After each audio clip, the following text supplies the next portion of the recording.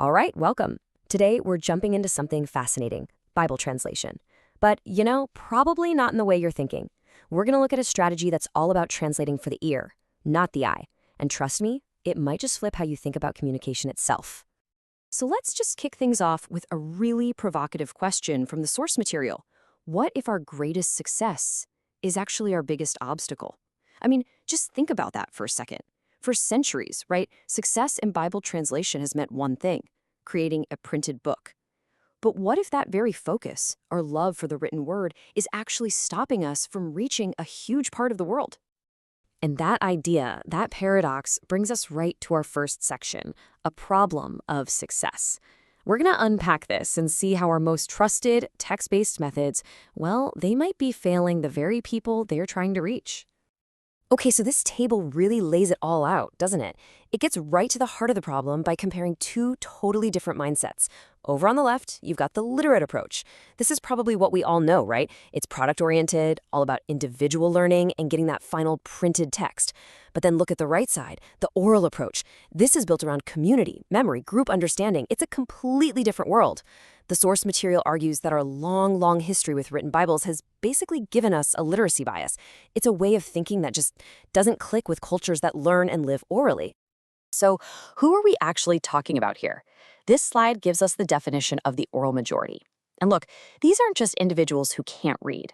We're talking about entire people groups, cultures, that learn, share their history, and connect with each other through storytelling, through song, through memory. It's not primarily through written text. For them, a printed book isn't necessarily the most natural or effective way to hear something important. All right, so if the old way has some pretty big limitations, what's the alternative? That's what we're getting into next. Let's introduce the DOBS system, a new strategy that was designed specifically for this exact challenge. So what exactly is this new strategy? It's called the DOBS system, which stands for Disciple Making Oral Bible Strategy. And honestly, the name tells you everything you need to know. Its main goal isn't just translation. It's about making disciples and planting churches right there in these oral communities. It's a strategy with a super clear, mission-focused goal. And these points right here, they really get to the philosophy behind it. You can see right away, the focus isn't on a product. It's about transformation. It's about sparking a cycle of sharing and growth that's meant to be simple and sustainable. The whole idea is to create a spiritual impact that grows organically within the culture and, get this, to equip any committed person to participate, not just the highly trained experts. Okay, this all sounds pretty amazing in theory, but how does it actually work, on the ground? Let's get practical in this next section and see how oral translation really happens. Now, this is maybe the most crucial point to get. DOBS isn't just some new technique or a different set of steps. It's a completely new philosophy. It's a fundamental shift in what we value, right? It's about putting community, memory, and actual life transformation ahead of just producing a physical printed book.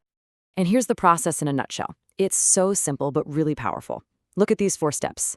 First, the group listens to the scripture over and over until they deeply, truly get it. Step 2, they retell it in their own language. Boom, that's the oral translation. Third, and this is so important, the whole community checks and corrects the translation together. And finally, they share it, which naturally leads to discipleship. See how it's this totally organic, group-owned process? Now, I know what you might be thinking. I was thinking it too. How on earth can an oral translation be accurate, without a written text to check it against? That's the million-dollar question, right? And our next section tackles it head-on, ensuring quality and impact. So on the left, you've got the traditional model, right? Outside experts come in, their focus is on a perfect text. But the DOBS model, over on the right, totally flips the script. The focus is spiritual growth. The review process is led by local churches, and the ultimate goal, it's not a flawless product, it's changed lives. And don't think for a second this is just a casual process. It's actually a really robust 3-level review system. First up, you have peer review, right there in the group. Then it moves to community review, where local Bible study groups actually test it out, see how it lands. And finally, there's leadership review, where church leaders make sure it lines up with their spiritual goals. It's thorough, and the key thing is it's completely owned by the community. So after all that, what's the final measure of a good translation in this system? This slide just says it perfectly. The real test of quality isn't some stamp of approval from an outside expert. No. It's the tangible, visible impact you can see, an increase of disciples and the growth of churches in that community. That's the proof. Okay, for our final section, let's just zoom out for a second and think about the bigger picture here. This is about so much more than just text. Because what we're really talking about here, as the source material points out, isn't just a different translation method. It's about recognizing that there are completely different ways of understanding, of believing, of living in the world. It's about honoring the fact that people connect with their faith and grow spiritually in ways that might be totally different from our own text-focused experience. And that's okay. And I just want to leave you with this really powerful final thought from the author of the source material, Romildo Meccolino. He says, "The Word became flesh and lived among us, not just as text." Wow, I mean, that's a profound reminder, isn't it? A message can be about life and relationship and community, not just ink on a page. Definitely something to think about. Thanks for joining me for this one.